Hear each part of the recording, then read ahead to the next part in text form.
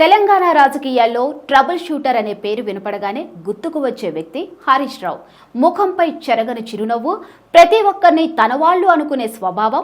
సమస్య అంటే చాలు వెంటనే రంగంలోకి దిగి పరిష్కారం దిశగా అలుపన్నదే లేకుండా కృషి చేస్తారు.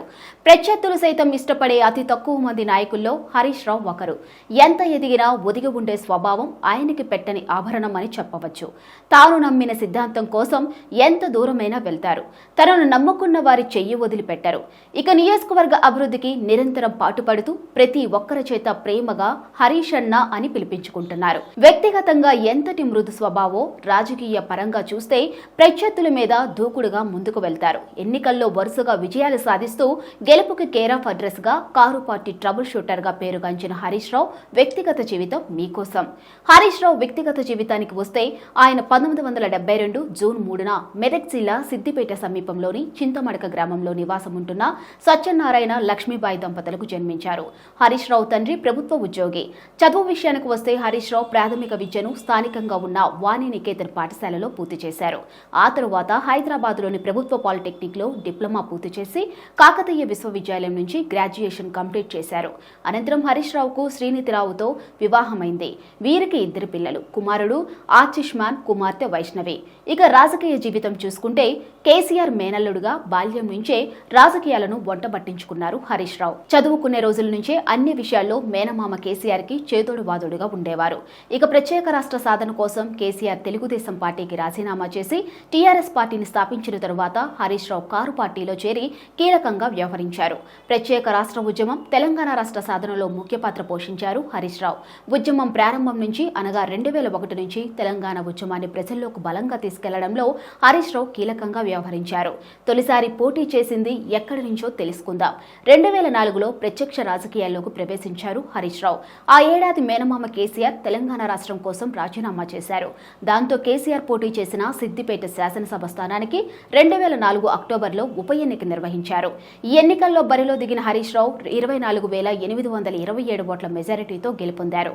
అనంతరం తెలంగాణ కోసం రాజీనామా చేసి 2008 ఉప ఎన్నికల్లో ఇదే స్థానం నుంచి రెండోసారి మళ్లీ 58,935 ఓట్ల మెజారిటీతో గెలిచారు.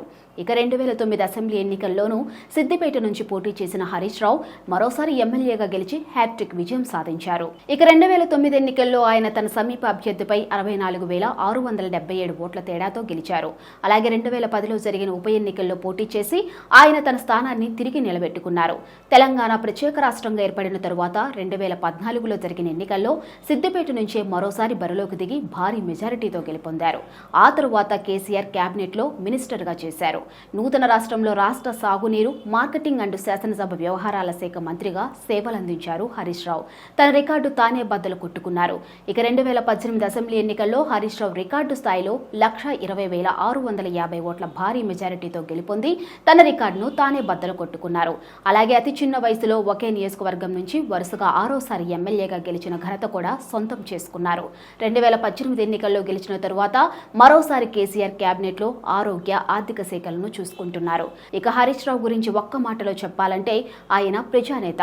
క్షేత్రస్థాయిలో యువత శ్రేణులను సమీకరించి ప్రత్యర్థుల గుండెల్లో గుబులు పుట్టించే వ్యూహ రచన చేయగల తెలివితేటలు హరీష్ సొంతం.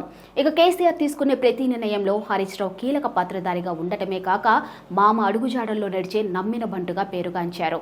ఎన్నికలు, ఉప ఎన్నికలు ఏవైనా సరే హరీష్ రావు ఎక్కడ కాలు పెడితే అక్కడ గులాబీ పార్టీ గెలుపు ఖాయమని అనేక సందర్భాల్లో నిరూపించారు. ఇక హరీష్ రావు పనితనం గురించి గతంలో కేసీఆర్ ఒకసారి మాట్లాడుతూ 6 అడుగుల బుల్లెట్, ట్రబుల్ షూటర్, తనను మించిన నాయకుడు అని ప్రశంసించారంటేనే ఆయన గొప్పతనం ఏంటో అర్థం చేసుకోవచ్చు. ఇంతలా ప్రజాభిమానాన్ని గెలుచుకున్న హరీష్ రావు సరికొత్త రికార్డులు నెలకొల్పుతారని బీఆర్ఎస్ శ్రేణులు నమ్మకంగా చెబుతున్నాయి.